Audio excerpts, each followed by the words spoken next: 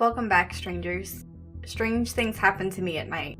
My husband and I live in your average one-story ranch house in a safe suburban neighborhood. Our home has two main entrances, the front door and then a door at the back of the house that opens to our fenced-in backyard. When we are too busy or it's too late to walk our dog, we open our back door and let our little Pomeranian run free in the backyard. She loves it and it lets her get her exercise even when we don't have time to walk her. One night around midnight, I was home alone with my dog when I decided to let her run outside before bed. I took her to the back door and let her loose in our backyard just like any other night. I close the door and lock it and start to gather up laundry before going back and checking on her. This was pretty routine. Even if she used the bathroom quickly, she liked to play in the backyard for a few minutes before coming back inside for bed. As I'm getting the last of the clothes up, I hear a scratch on the door, which is how she signals she's ready to come back inside. I head to the back door to let her back in.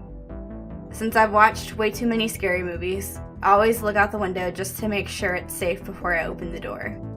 Instead of seeing my little puppy, I see a man in what looked like a dog costume, down on all fours, intently staring up at the door handle like a dog. I don't know if he saw me, so I just froze there. I'm not sure how much time went by, but I heard another scratch at the door, this one louder than the last. This wakes me up, and all of a sudden, I have the craziest adrenaline rush. I run to grab my cell phone and called my husband to tell him what's happening. He was very confused. I probably wasn't explaining the situation very well, but he tells me to calm down, that he's in his car and will be home soon. This is when I realize my dog is still outside with the stranger. I sneak up to the back door, trying to make as little noise as possible to check whether he is still there. Just like before, he's still on all fours, head cocked up at the doorknob. It's almost like he hadn't moved since I first saw him. I tiptoe over to the front door and slowly open the door as quietly as possible.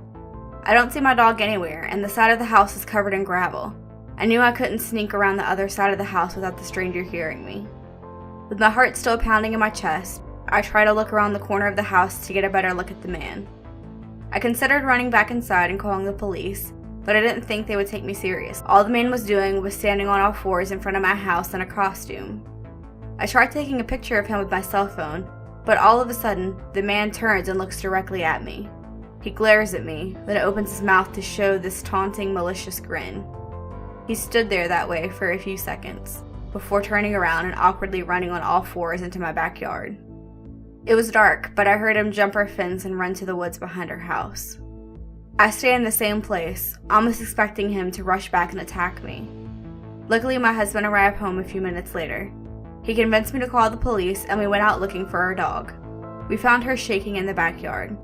The man must have frightened her, but I never heard her bark that night, and she will yip at anything. It's been 3 years since this happened, and the police weren't able to come up with any suspects. We never found out what the man in dog costume wanted, but I can't help to think it was something sinister. However, stranger things have happened to me. Ever since then, we take our dog on very long walks before the sun goes down. I suggest you do the same. And as always, stay strange.